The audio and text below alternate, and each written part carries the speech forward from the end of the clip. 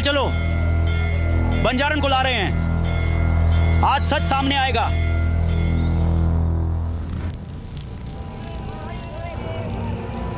बंजारन बाहर निकाल।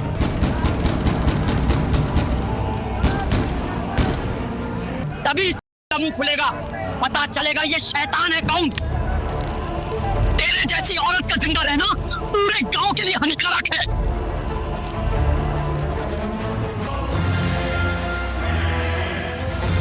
तेरे 5 बच्चे हैं, पता? हमारी माँ को छोड़ दो माँ। मैं तुम सबकी भलाई के लिए कह रही हूँ, मुझे और मेरे बच्चों को जाने दो, वरना जला के राख कर दूंगी। मेरे हाथों से कोई बच नहीं पाएगा। मुझे मार भी दोगे, फिर भी मैं वापस आऊंगी। अच्छा ठीक है, मैं भी देख लूंगा ये क्या करेगी। टायन को जला दो।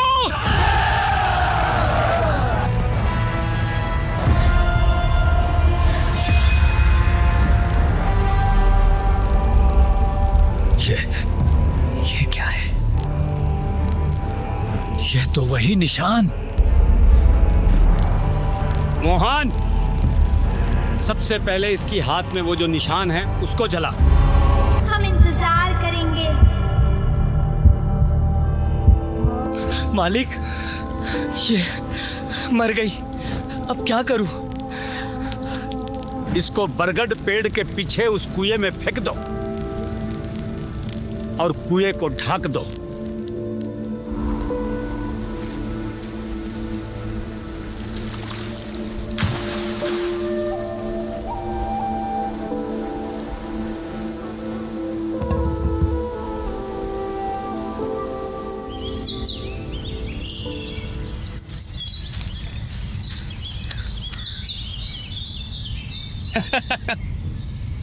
फिर क्या हुआ? बंजारन की मौत के बाद हर एक अमावस्या में किसी न किसी की मौत होने लगी। मौत? कैसे?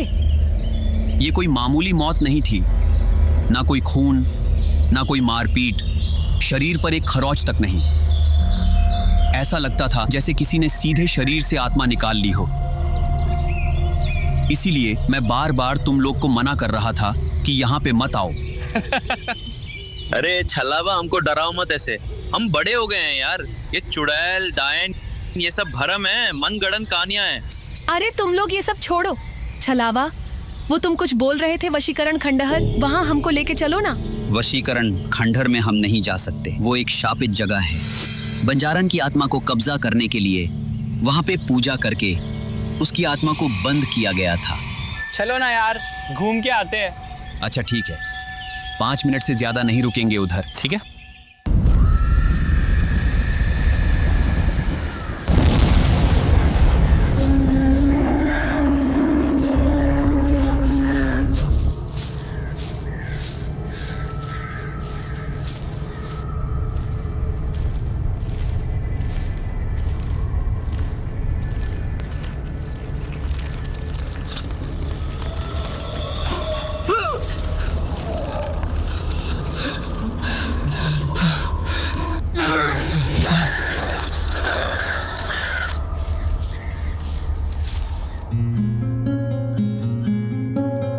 ये जगह मुझे बहुत अच्छी लग रही है, कितनी शांत है।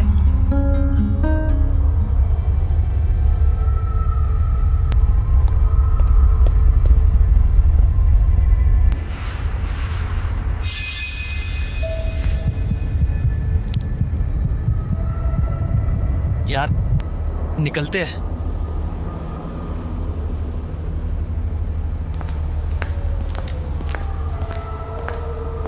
एक गेम खेलते हैं, वशीकरण का खेल, जैसे हम कॉलेज में खेलते थे। अरे छोड़ ना ध्रुव, ऐसे नहीं करते हैं, शाम भी हो गई है। चलो यहाँ से अब। क्यों? तुम्हें डर लग रहा है क्या?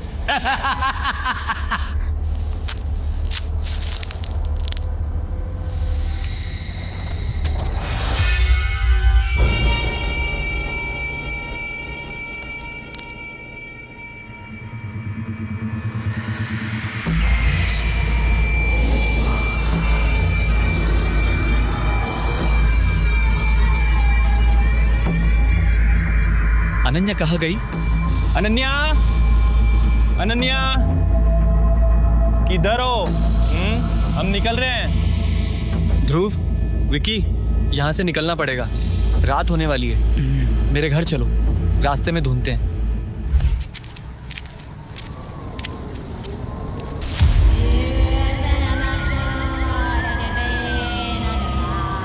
अनन्या, अनन्या,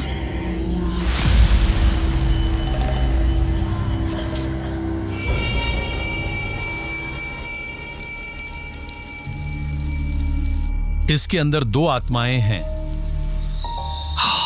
2 आत्माएं? क्या बंजारन अब अनन्या के अंदर है?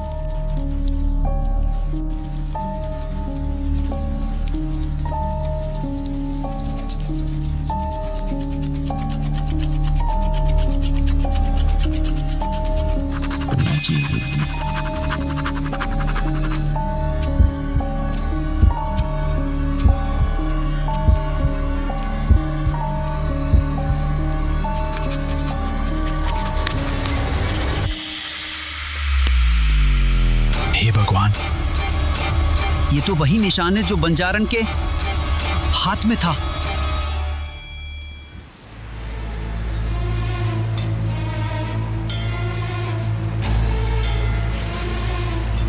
कल अनन्या के साथ जो हुआ, वैद्य जी ने बताया मुझे। सच सच बताओ, उस मनहूस जगह तो नहीं गए थे? वो कुआं और वशीकरण खंडहर दोनों शापित हैं। हो सकता है वहां की ऊर्जा ने अनन्या को प्रभावित किया हो। वो हुआ ये था कि वो देखो बंजारन का निशान, वो डायन लौट आई है।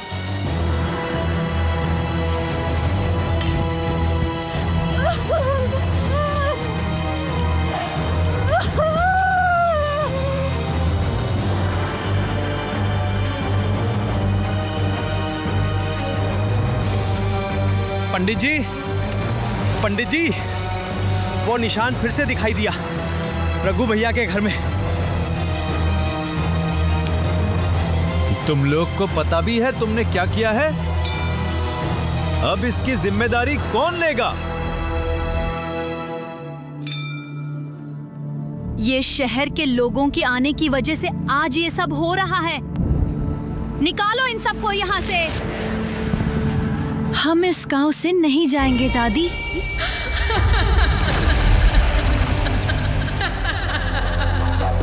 ओम नमो भगवते वासुदेवाय। ठीक है, तुम बच्चे यहाँ रह सकते। मैं छोटे ठाकुर के लोगों को बोल दूंगा कि वशीकरण खंडर और कुएं के आसपास अमावस्या तक पहरा दिया जाए।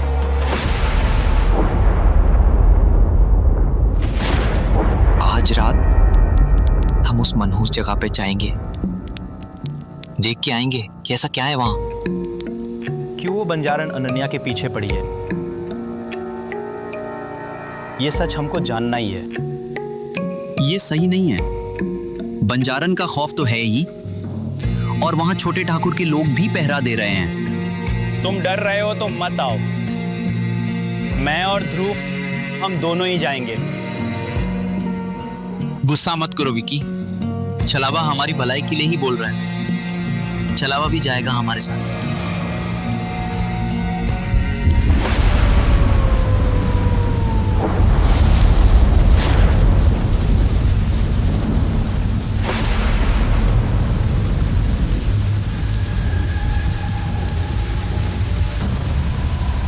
मैं वापस आ गई।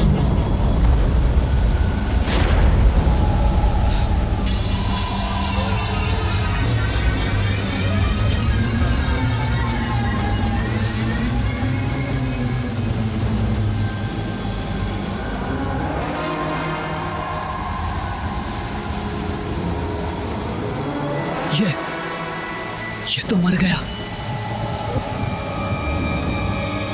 मूर्ख, अपनी जान की परवाह है तो भाग जा यहाँ से। आज मैं गांव से किसी को मार कर ही जाऊंगी।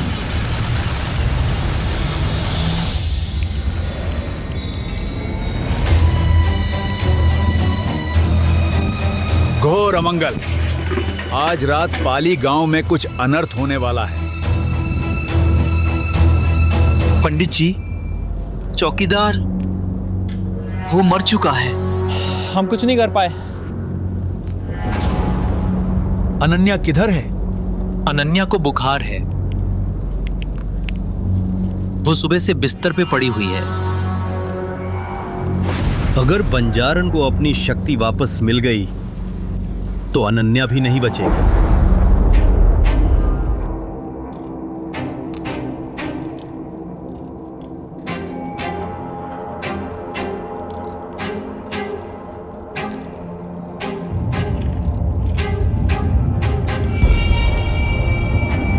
जय मां काली,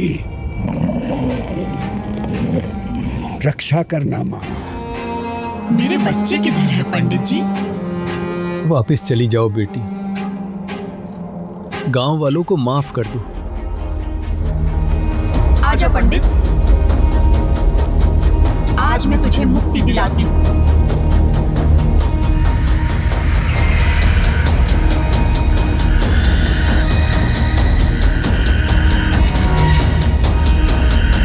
मेरे साथ जो गलत हुआ था उसका बदला मैं लेकर रहूंगी।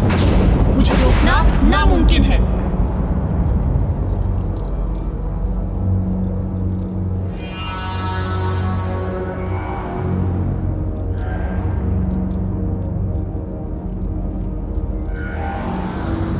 बंजारन किसी को नहीं छोड़ेगी। तुम लोग अनन्या को इस कमरे में बंद कर दो। सब मेरे साथ मंदिर चलो। एक मौत हो चुकी है, कुछ तो अनन्या के साथ बंजारन का नाता है, जिसके लिए उसने अनन्या के शरीर को चुना। पंडित जी, छोटे ठाकुर की पत्नी नहीं रही। उसकी हालत भी गौशाला वाली औरत की जैसी थी, और उसकी बगल में वो निशान।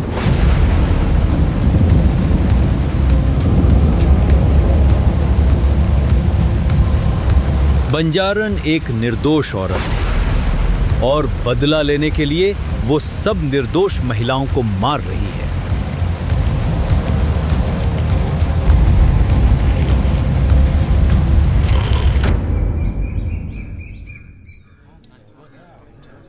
अमावस की अगली सुबह पाली गांव का हर एक निवासी रघु के घर के बाहर खड़ा इंतजार कर रहा था कि सुमेर या पुजारी जी आए तो रघु के घर के करीब जाए, क्योंकि सबको रघु के घर के नजदीक जाने में डर लग रहा था।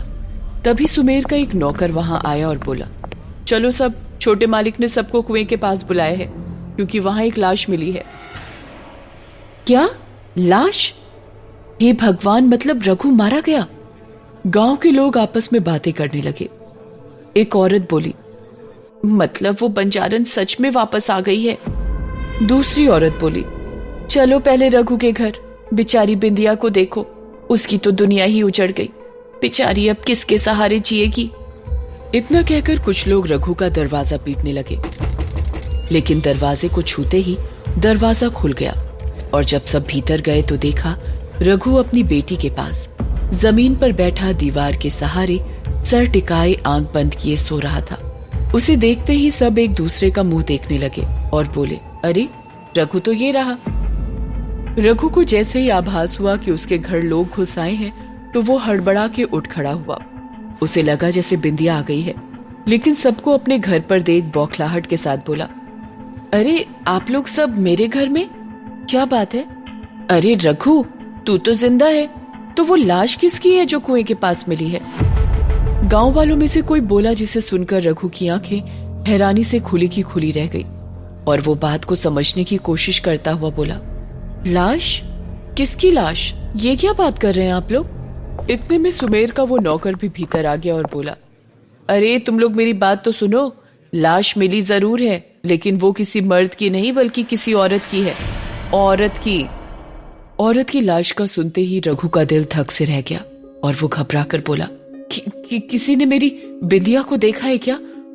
वो आधी रात को वैद्य जी को बुलाने गई थी, अब तक लौटी नहीं है, किसी ने उसे देखा है क्या? रघु की बात पर सब उसका मुंह देखने लगे और कोई बोला, नहीं, बिंदिया बाहर तो नहीं है, और वो बाहर कैसे जा सकती है? कल तो सरपंच साहब के आदमी खड़े थे। रघु का मन किसी आशंका से भर उठा था और वो बिना कुछ सोचे समझे बेतहाशा वहां से भागा और गांव की भीड़ उसके पीछे भागी, क्योंकि सबको जानने की जल्दी थी कि आखिर बिंदिया कहाँ है और ये लाश किसकी है। थोड़ी देर में सब लोग कुएं के पास पहुंच चुके थे, जहां सबसे आगे सुमेर अपने लोगों के साथ खड़ा था और कुछ गांव के लोग उसके साथ ही खड़े थे, जिनका घर कुएं के नजदीक था। सबने देखा कुएं के पास एक लाश पड़ी है। रघु ने देखा कि उस औरत की लाश औंधे मुंह पड़ी थी, जिससे उसकी शक्ल नहीं दिख रही थी, लेकिन उसके कपड़े को देखते ही रघु पहचान गया कि उसकी पत्नी बिंदिया के कपड़े हैं।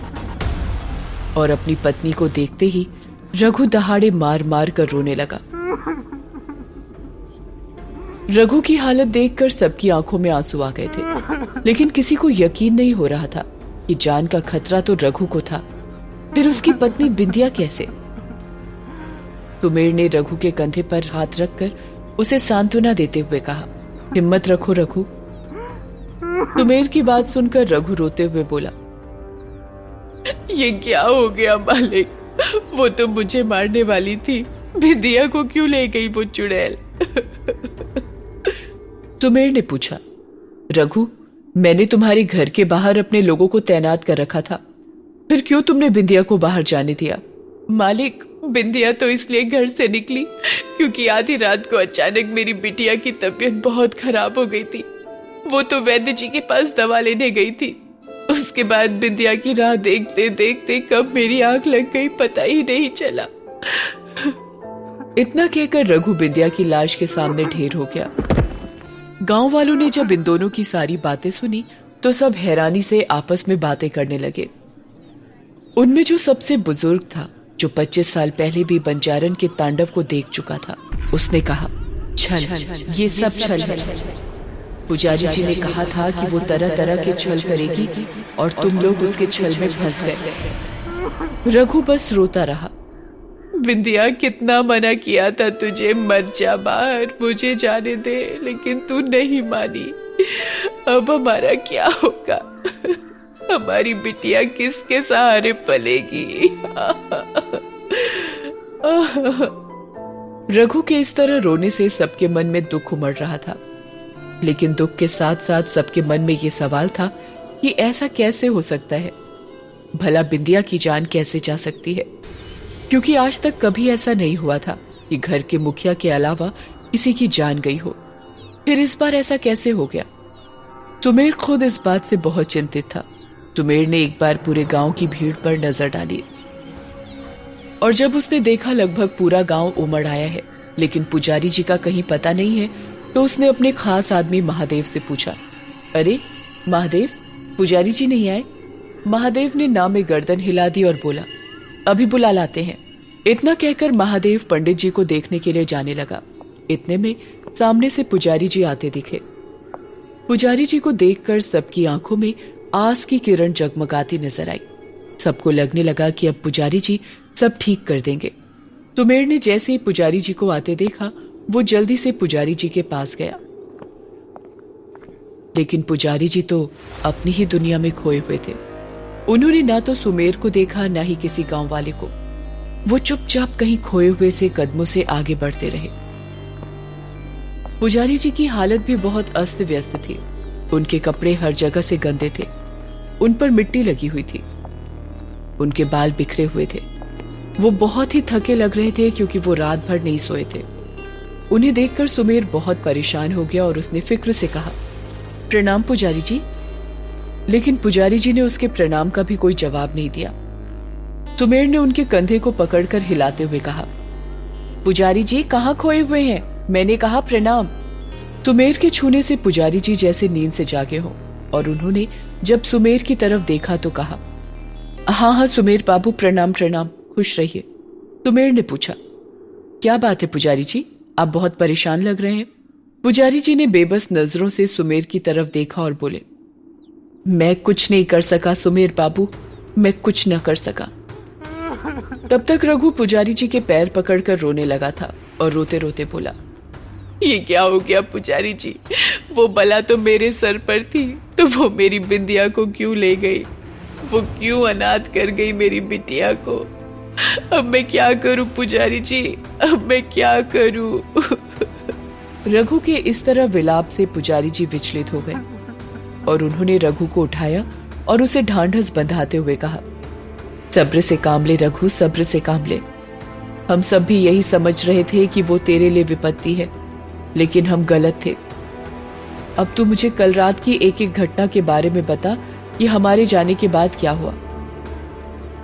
पुजारी जी के पूछने पर रघु ने कल रात की सारी घटना की जानकारी पुजारी जी को दे दी, जिसे सुनकर पुजारी जी धम से जमीन पर बैठ गए और गहरी आवाज में बोले, अब तय हो गया है, वो बंजारन आजाद हो गई है और वो इस बार बहुत गुस्से में है। सुमेर ने हैरानी से पूछा, क्या बात कर रहे हैं पुजारी जी? हाँ, इस बार वो मुसीबत पहले से कई गुना ज्यादा कहर बरसाएगी सुमेर बाबू, क्योंकि सालों पहले तो वो सिर्फ आदमियों को अपने कहर का शिकार बना रही थी।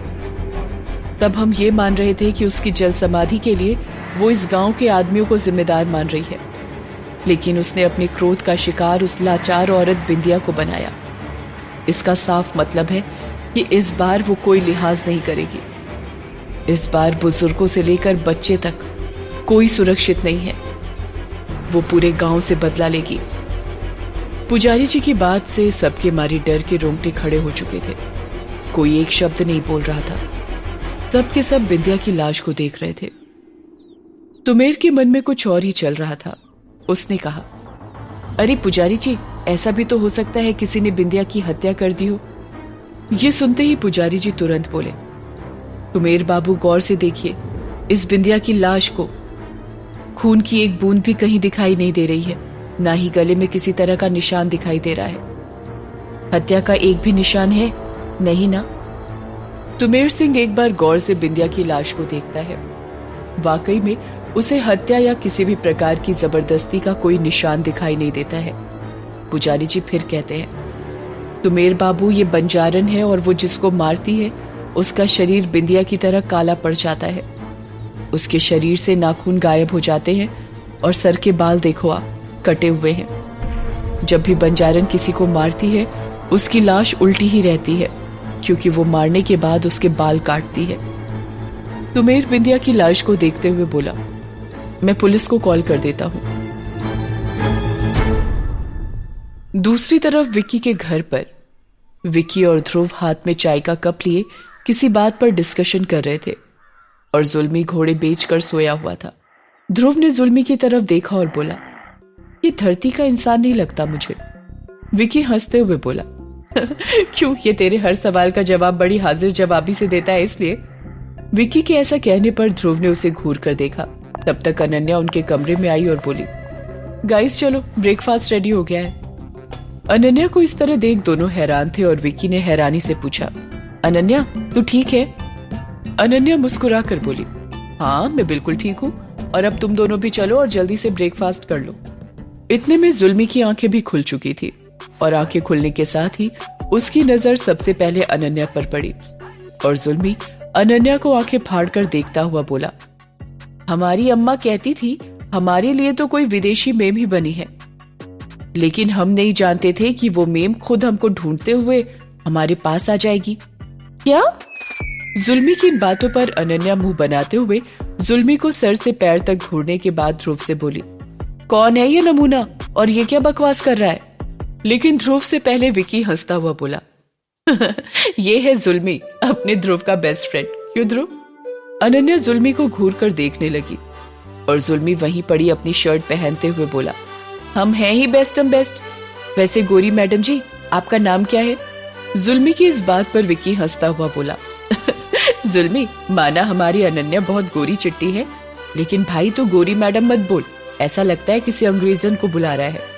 विक्की अभी बोल ही रहा था कि जुल्मी चिढ़ता हुआ बोला, देख नहीं रहे हैं दो समझदार लोग, मैं और ये मैडम जब बात कर रहे हैं तो बीच में ज्ञान क्यों पेल रहे हैं? अरे बुद्धू समझते हैं क्या कि गोरी मैम देखे तो लट्टू हो जाएंगे?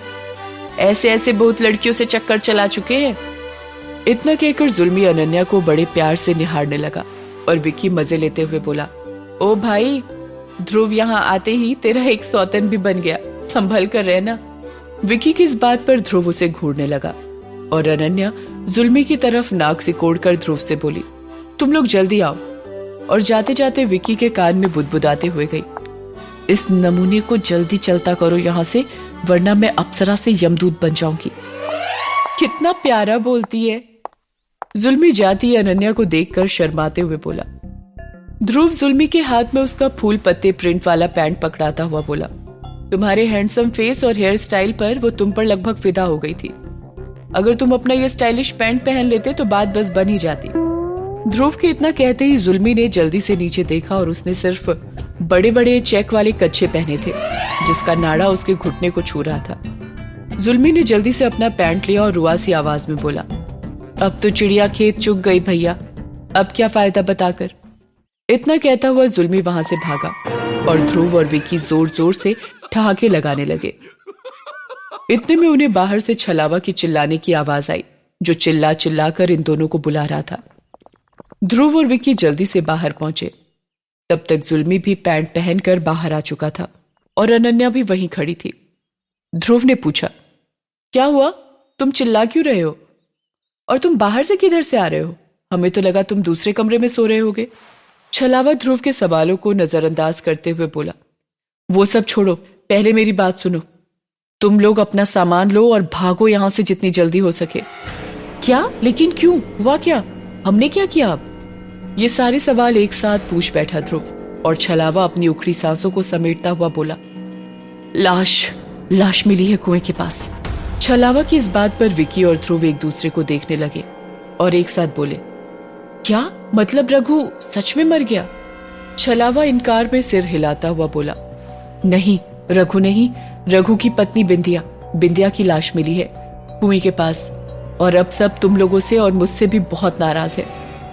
छोटे ठाकुर ने अपने लोगों को भेजा है हम लोगों को लाने के लिए, इसलिए तुम लोग भागो। छलावा की कोई भी बात किसी को सही से समझ नहीं आ रही थी। अंत में अनन्या ने पूछा, लेकिन हम क्यों भागे? मुसीबत तो तुम्हारे सर भी है ना, अगर हम चले गए तो तुम्हारा क्या होगा? छलावा समझाता हुआ बोला, देखो तुम लोग यहाँ के नहीं हो और ये गांव भी मेरा घर है और यही मेरा परिवार, मैं इन्हें छोड़कर कहाँ जाऊंगा? और तुम लोग समय से निकल गए तो जो भी होगा मेरे साथ होगा, वो सब मैं देख लूंगा।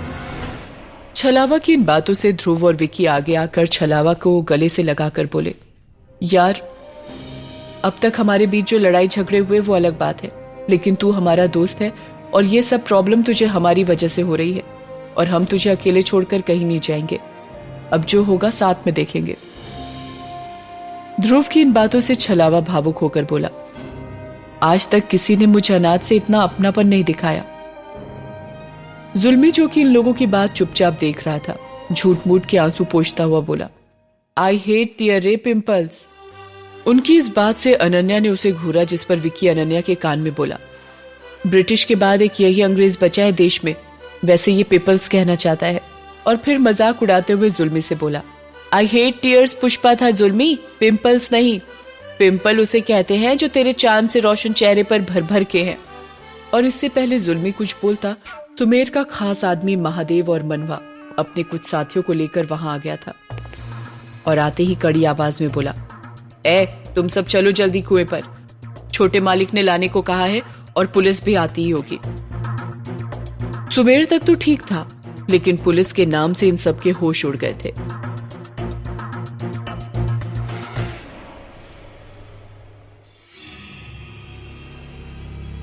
ध्रुव ने जैसे ही सुना कि रघु की पत्नी बिंदिया की मौत हो गई है और गांव में पुलिस आ रही है, उसने हैरानी से छलावा से कहा, क्या ऐसा कैसे हो सकता है? मतलब ये तो बड़ी प्रॉब्लम हो गई यार। लेकिन छलावा के कुछ बोलने से पहले अनन्या बोली, ये क्या क्या हो रहा है इस गांव में? अब किसी मासूम की जान चली गई है। मुझे लगता है हमें तुरंत वहां जाके देखना चाहिए, मैं तो जा रही हूँ। इतना कहकर अनन्या वहां से जाने लगी और जुल्मी ने एक बार इन तीनों लड़कों को देखा, फिर अनन्या के पीछे भागता हुआ ऊंची आवाज में बोला, कितने निर्दयी हैं आप लोग। और एक गोरी मैम जी हैं नरम दिल। अनन्या जी रुकिए जरा, कोई आपके साथ आए ना आए, हम तो आपके साथ ही रहेंगे। अनन्या उसकी इस बात पर चिढ़ती हुई बोली, मुंह बंद करके चलो फिर। छलावा ने महादेव और मनवा से कहा, हम आपके साथ आते हैं भैया, चलिए। और सब कुएं की तरफ बढ़ गए। लेकिन रास्ते भर ध्रुव उलझन में रहा कि अब क्या होगा। ये सब होगा किसी ने सोचा नहीं था। विकी ने नर्वस होकर पूछा, ध्रुव अब हम क्या करेंगे भाई? पुलिस कोर्ट के चक्कर में अगर फंस गए तो बस सब खत्म। और मैं माँ को क्या जवाब दूंगा कि उनके लाख मना करने के बाद भी मैं पाली लौटा। ये सब करने के लिए आया था। ध्रुव ने विकी के डर को समझते हुए कहा, अरे भाई हम क्यों फंसेंगे? हमने थोड़ी ना मारा है किसी को। तू परेशान मत हो। जब कुछ किया ही नहीं है तो डरने की क्या बात है? हो ना हो इस गांव में कोई बहुत बड़ी साजिश कर रहा है। विकी तुरंत बोला, पहले गांव वाले बोल रहे थे हमने किसी बंजारन को आजाद कर दिया। अब गांव में किसी की हत्या हो गई है तो भी हम ही को बुलाया जा रहा है। समझ नहीं आता क्या हो रहा है। भाई गलती कर दी इस गांव में आकर। ध्रुव ने विकी के कंधे पर हाथ रखते हुए हिम्मत रखने को कहा और बातें करते हुए ये लोग कुएं के पास पहुंच गए, जहां अनन्या और जुल्मी आगे खड़े थे और कुएं के पास बिंदिया की लाश पड़ी थी और रघु अपनी बेटी के साथ वहीं बैठा बिलख रहा था। और जैसे ही रघु की नजर इन लोगों पर पड़ी, गुस्से से दहाड़ता हुआ ध्रुव और विकी पर झपटता हुआ बोला, मैं तुम लोगों को जिंदा नहीं छोड़ूंगा। तुम्हारी वजह से मेरी बिंदिया की मौत हुई है। वो बंजारन नहीं बल्कि तुम लोग हो मेरी बीवी के कातिल। बचोगे नहीं तुम मेरे हाथों से। सुमेर ने जब देखा रघु आपे से बाहर हो गया है तो वो अपने आदमियों से बोला, रघु और उसकी बिटिया को ले जाओ। इन दोनों की हालत बिल्कुल ठीक नहीं है। पुलिस भी बस आती ही होगी। सुमेर के लोग रघु को ले गए और गांव की कुछ औरतें उसकी बेटी को संभालते हुए अपने साथ ले गई। रघु और उसकी बेटी के जाने के बाद सुमेर और पुजारी जी दोनों गुस्से भरी नजर से ध्रुव और उसके दोस्तों को घूरने लगे। पुजारी जी ने ध्रुव की आंखों में देखते हुए कहा, अब तुम क्या कहना चाहोगे? क्या अब भी तुम यही कहोगे कि ये सब अंधविश्वास है और इस अंधविश्वास और बेवकूफी में किसी की जान चली गई? एक बार के लिए तो ध्रुव को बुरा जरूर लगा और उसे अफसोस भी था कि किसी की जान चली गई थी, लेकिन वो ये किसी भी हालत में मानने को तैयार नहीं था कि इसके पीछे उसका हाथ था। उसे यही लग रहा था कि ये सब किसी इंसान की साजिश है। इसलिए वो बिंदिया की लाश की तरफ देखता हुआ सुमेर से बोला, मुझे अफसोस है इस औरत की मौत का, लेकिन अगर आपको ये लगता है कि इन सब की वजह हम हैं, तो आप गलत हैं। बजाय हमें बार बार इन सब में घसीटने के, अगर आप उस इंसान को ढूंढें जो ये सारी प्लानिंग कर रहा है, तो मेरे ख्याल में आप लोगों की परेशानी बहुत जल्दी हल हो जाएगी। और सुमेर यार, आप तो पढ़े लिखे हैं, आपको समझाना चाहिए कि ये हत्या है। सुमेर को ध्रुव का ये अकड़ू नेचर अंदर तक सुलगा रहा था, लेकिन वो किसी तरह खुद को कंट्रोल करता हुआ बोला, बिल्कुल सही कहा ध्रुव तुमने। मैं पढ़ा लिखा हूँ, इसीलिए मैं समझ पा रहा हूँ कि देखा जाए तो आज से पहले हमारे गांव में इस तरह की घटना कभी नहीं हुई। जब से तुम लोग आए हो तब से ये सब हो रहा है। तो मुद्दे की बात यह है कि कहीं इन सब के पीछे जो प्लानिंग और साजिश है, कहीं वो तुम्हारी ही तो नहीं है। ध्रुव हैरानी से बोला, सुमेर जी, आप गलत दिशा में अपना दिमाग दौड़ा रहे हैं।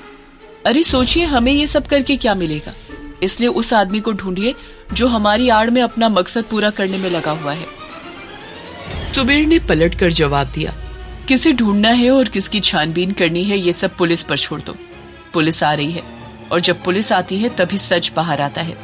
और एक बात ध्यान रखना, अगर तुम पुलिस की नजरों से गलती से बच भी गए तो मेरी नजर तुम पर हमेशा रहेगी।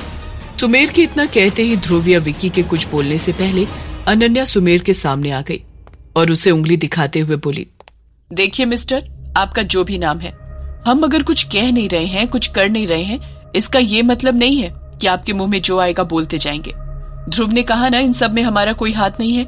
हम यहाँ सिर्फ इंसानियत के नाते आए हैं क्योंकि ये विक्की का गांव है, इसलिए हम इसे अपना गांव समझ रहे हैं। और ये हमारे लिए भी दुख की बात है कि हमारे बीच से कोई मर गया है, लेकिन अगर इन सबको आप हमसे जोड़कर देख रहे हैं तो आप गलत हैं। छलावा इन सब बातों की गहराई को समझ रहा था और वो सुमेर के सामने हाथ जोड़ता हुआ बोला, मालिक, इन लोगों की बातों के लिए मैं आपसे माफी मांगता हूँ। मैं जानता हूँ जाने अनजाने में हमसे क्या भूल हुई है, लेकिन ये भी सच है मालिक कि हमने जानबूझकर ऐसा कोई काम नहीं किया जिससे कि हमारे गांव की मुसीबतें वापस लौट आए। इसलिए मैं आपसे विनती करता हूँ, इस गांव के सदस्य होने के नाते मुझे मौका दीजिए कि मैं और मेरे दोस्त ये सब जो हो रहा है उसे रोकने में आपकी मदद कर सके। छलावा की बात पर सुमेर एक तीखी मुस्कुराहट के साथ बोला, तुम कौन सी गलती की बात कर रहे हो छलावा? तुम ही इन्हें इस गांव में लेकर आए हो और तुमने सब जानते हुए इन्हें वो सब करने दिया जिस पर गांव वालों का विश्वास है। और इसका मतलब तो साफ है, तुमने गांव वालों का विश्वास तोड़ा है। और इस बीच ये बिंदिया की मौत, कौन जिम्मेदार है इन सब का बोलो? और तुम उनकी गलती पर पर्दा डाल रहे हो और ये हाथ जोड़कर माफी मांग रहे हो। सुमेर की बात पर छलावा ने अपनी नजरें झुका ली। अब उसके पास कोई जवाब नहीं था और गांव वाले अपने सरपंच सुमेर की बात बड़े ध्यान से सुन रहे थे। ध्रुव ने जवाब देते हुए बड़े आत्मविश्वास के साथ कहा, आप लोग इतनी बड़ी बड़ी बातें करते हैं, लेकिन क्या आपको पता है आप लोगों के बीच में से ही कोई है जो कल रात उस कुएं के पास गया था? ध्रुव की ये बात सुन सब गांव वाले आपस में बातें करने लगे, एक दूसरे की तरफ देखने लगे, आखिर कौन है जो रात में वहां गया था। सरपंच सुमेर ने कहा, कहना क्या चाहते हो, साफ साफ बोलो। पुजारी जी से बातों पर ध्रुव तीखे लहजे में बोला, आप तो बस खामोशी रहिए। आपको क्या लगता है हम नहीं जानते कि आप कितने पानी में हैं? अरे आप लोग बार बार हमें तो ये न सीख देते हैं कि वो कुआं और वो खंडहर श्रापित है, वहां नहीं जाना है, वहां जाने से मुसीबत आ जाएगी। लेकिन क्या आप ये बताएंगे कि पिछली रात आप क्या कर रहे थे? लालटेन लेकर इस कुएं के पास क्या करने आए थे आप? पुजारी जी गुस्से में बोले, चुप हो जाओ लड़के, तुम जानते भी हो तुम क्या बोल रहे हो, तुम मुझ पर इल्जाम लगा रहे हो। पुजारी जी ने जब देखा ध्रुव उनके ऊपर आरोप लगा रहा है तो वो अपने आपे से बाहर हो गए और बोले, मैं तुम्हें पहले भी कह चुका हूँ, जिस बारे में जानकारी नहीं है उस बारे में नहीं बोलना चाहिए। क्या तुम जानते हो कि कल की रात मैं वहाँ क्या कर रहा था? अगर नहीं तो खामोश रहो। ध्रुव ने फिर से बड़े आत्मविश्वास के साथ सवाल किया, तो आप ही बता दीजिए आप वहाँ क्या कर रहे थे। सुमेर तुरंत बीच में बोला, सवाल ये नहीं कि पुजारी जी वहाँ क्या कर रहे थे, सवाल ये है कि तुमने इन्हें देखा, इसका मतलब तुम भी वहीं थे। बताओ तुम वहाँ क्या कर रहे थे? सुमेर के सवाल पर ध्रुव कुछ नहीं बोल पाया। उसने सोचा भी नहीं था कि अगर वो पुजारी जी के बारे में बताएगा तो वो भी पकड़ा जा सकता है। अनन्या ने ध्रुव का बचाव करते हुए कहा, मेरी तबीयत खराब थी इसलिए ध्रुव और ये लोग दवाइयां लेने गए थे, और जिस तरह से आप लोग हम पर हर चीज का इल्जाम लगा रहे हैं, मुझे लगता है आप लोग चाहते ही नहीं है कि हम लोग इस गाँव में रहें। तो हम अभी और इसी वक्त इस गाँव से जाएंगे। अभी ये लोग आपस में एक दूसरे पर इल्जाम लगा ही रहे थे, इतने में पीछे से एक जोर से आवाज आई, रुक जाओ, कोई कहीं नहीं जाएगा। पुलिस की जीप से उतरते एक इंस्पेक्टर ने कहा, जिसकी उम्र कोई 34-35 साल रही होगी, दिखने में लंबा, तगड़ा और रौबदार मूछें। उसकी वर्दी पर उसका नाम लिखा था, इंस्पेक्टर विवेक रावत। इंस्पेक्टर विवेक के साथ उसके 2 हवलदार मक्का और मूर्ति भी थे। इंस्पेक्टर विवेक ने जीप से उतरते ही एक नजर पूरे गांव की भीड़ पर डाली और भीड़ ने तुरंत उसके लिए रास्ता दे दिया और वो सबके बीच में आकर बोला, तो मैंने सुना कोई गांव छोड़कर जाने की बात कर रहा था। देखिए, अब ये मामला पुलिस का है तो कोई कहीं नहीं जाएगा जब तक मैं इजाजत ना दूं। इंस्पेक्टर ने बिंदिया की लाश की तरफ देखते हुए हवलदार से कहा, वो रही डेड बॉडी, सबको दूर करो और तुम लोग उसके आसपास छानबीन करो, तब तक मैं इन सब से बात करता हूँ। इंस्पेक्टर के ऑर्डर के अनुसार उसके हवलदार लाश के आसपास छानबीन करने चले गए और इंस्पेक्टर विवेक, ध्रुव और विकी लोगों की तरफ देखकर सुमेर से बोला, हाँ तो मिस्टर सुमेर, आपने हमें कॉल करके बुलाया था। सुमेर अपने दोनों हाथ जोड़ता हुआ बोला, नमस्कार इंस्पेक्टर साहब। जी हाँ, बिल्कुल ठीक पहचाना, मैंने ही आपको बुलाया था। इंस्पेक्टर विवेक ने ध्रुव और उसके दोस्तों की तरफ देखते हुए कहा, मैंने देखा आप लोग आपस में किसी बहुत गंभीर मुद्दे पर बहस कर रहे थे। क्या मैं जान सकता हूँ ये लोग कौन हैं और आप लोग किस बात पर बहस कर रहे थे? सुमेर ने ध्रुव की तरफ इशारा करते हुए कहा, ये ध्रुव है और ये उनके दोस्त विकी और अनन्या।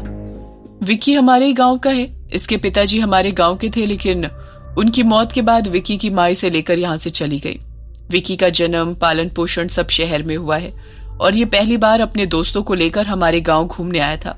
और जैसा कि आप जानते हैं गांव का इतिहास क्या रहा है और यहाँ की मान्यताएं क्या है। इन लोगों ने यहाँ आकर हमारी मान्यताओं के साथ छेड़छाड़ किया है और वो बंजारन आजाद हो गई इनकी वजह से, इसलिए अब ये बिंदिया की लाश मिली है इस कुएं के पास।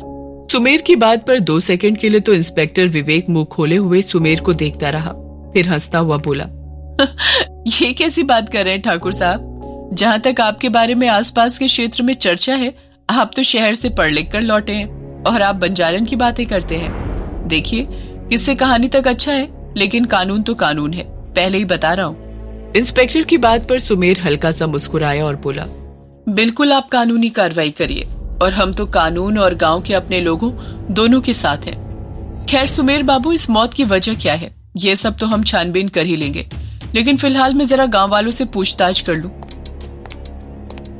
इतना कहकर इंस्पेक्टर विवेक गांव के कुछ लोगों से पूछताछ करने लगा। तब तक उसके हवलदार लाश का मुआयना करके आ चुके थे। इंस्पेक्टर विवेक ने पूछा, मक्का क्या हुआ, कुछ मालूम चला क्या मामला है? देख तो पूरा शरीर काला पड़ गया है, लगता है किसी ने बहुत तगड़ा जहर दिया है। अरे ससुरा, किसी ने इसका नाखून भी निकाल लिया है। ये क्या बवाल है मक्का? उसके हवलदार इनकार करते हुए बोले, पता नहीं साहब, नाखून क्यों निकले? और साहब, जहर में शरीर नीला पड़ता है, ये तो काला, और शरीर पर कोई चोट का निशान भी नहीं है जिससे लगे कि नाखून निकालते समय या मारते समय हाथापाई हुई हो। न गले पर कोई निशान है जिससे लगे कि गला दबाया हुआ है। शरीर पर एक बूंद पानी का निशान है, न कपड़े गीले हैं जिससे लगे कि पानी में डूबने से मौत हुई है। मामला तगड़ा है साहब। हवलदार की बात सुनकर इंस्पेक्टर हैरानी से बोला, अबे तो क्या किसी ने इस औरत को बिना छुए ही मार दिया? गजब बात कर रहे हो मक्का। और फिर खुद इंस्पेक्टर विवेक कुएं के आसपास के पूरे जगह के कोने कोने की छानबीन कर रहा था, क्योंकि उसे यकीन था कि उसके हवलदार को बेशक कुछ न मिला हो, लेकिन उसकी पैनी नजर से एक छोटा सबूत भी नहीं छूटेगा। दूसरी तरफ ध्रुव, विकी और अनन्या इंस्पेक्टर की तहकीकात पूरी होने की राह देख रहे थे, क्योंकि उन्होंने अब इस गांव से जाने का फैसला कर लिया था। जुल्मी कांपती आवाज में धीरे से ध्रुव के कान में बोला, अगर इंस्पेक्टर जी को पता चल गया कि कल आधी रात को आप और हम लोग यहाँ सैर सपाटे पर आए थे, वो भी आधी रात को, और आप लोगों को लाने वाले हम थे, तो अम्मा कसम, हमारी अम्मा इतनी लाठी लगाएंगी हमें कि हम कहीं बैठने लायक नहीं बचेंगे। ध्रुव जुल्मी को गुस्से में घूरते हुए बोला, एक काम कर, जा तू इंस्पेक्टर की मदद कर दे और बता दे सब। जा जा जा ना। विकी ने तुरंत कहा, यार देख, जुल्मी की बात तो सही है, अगर गलती से भी इन लोगों को भनक लगी ना हमारे यहाँ आने की, तो फिर हमारी खैर नहीं। अनन्या जो इन लोगों की बात सुन रही थी, आहिस्ता से बोली, चुपचाप रहो तुम सब, यहाँ सबकी नजर हमारे ऊपर है और तुम लोग आपस में ही लगे पड़े हो। जुल्मी ने जैसे ही अनन्या की बात सुनी, हाँ गौरी जी, एकदम सही बोली आप, कितनी स्मार्ट हैं आप। इतना कहकर जुल्मी शर्माते हुए अनन्या को देखने लगा और अनन्या मुंह बनाकर उससे दूर जाकर खड़ी हो गई। सुमेर ने जब देखा काफी देर से इंस्पेक्टर छानबीन कर रहे हैं, तो वो उनके पास जाकर बोला, रहने दीजिए रावत साहब, यहाँ आपको कुछ नहीं मिलेगा, क्योंकि जैसा आप सोच रहे हैं इस मौत के पीछे वैसी कोई वजह नहीं। हमने एक जिम्मेदार नागरिक होने के नाते आपको सूचित किया है, लेकिन इस गुनाह के मुजरिम को आप नहीं पकड़ पाएंगे। सुमेर की बात सुनकर इंस्पेक्टर विवेक मुस्कुराता हुआ बोला, रुकिए जरा। और इतना कहते कहते इंस्पेक्टर चुप हो गया और अचानक कुएं के एक किनारे बढ़ गया और वहां जाकर पत्तों के नीचे से कोई चीज निकाली, जो कि एक छोटा लाल रंग का प्लास्टिक जैसा था, जिसे देखकर सुमेर भी हैरान था, लेकिन वो चुप था। इंस्पेक्टर विवेक ने उसे रुमाल से पकड़कर उठाया और बोला, ये देखिए, कानून के हाथ बड़े लंबे होते हैं ठाकुर साहब, नजर भी बहुत तेज है। ये देखिए, ये है एक पेन ड्राइव, लाल और काले रंग की। और फिर इंस्पेक्टर विवेक गांव की भीड़ के सामने आकर बोला, मुझे आप लोगों को ये बताते हुए तसल्ली मिल रही है कि मैं बहुत जल्द उस कातिल को आपके सामने ले आऊंगा जिसने इस औरत की जान ली है, क्योंकि मुझे उसके खिलाफ एक सबूत मिल चुका है। इतना सुनते ही सब गांव वाले आपस में खुसर फुसर करने लगे और काफी देर से चुप पुजारी जी एकदम से बोले, ये आप क्या कह रहे हैं, कैसा सबूत? इंस्पेक्टर ने मुस्कुराकर वो पेन ड्राइव दिखाते हुए कहा, ये देखिए, ये है वो सबूत। इसका मतलब साफ है, कल रात यहाँ कोई आया था जिसकी पेन ड्राइव यहीं छूट गई। इधर सब बातों में लगे थे और ध्रुव, विकी और अनन्या तीनों बड़े ध्यान से देख रहे थे, लेकिन जुल्मी के होश उड़े हुए थे।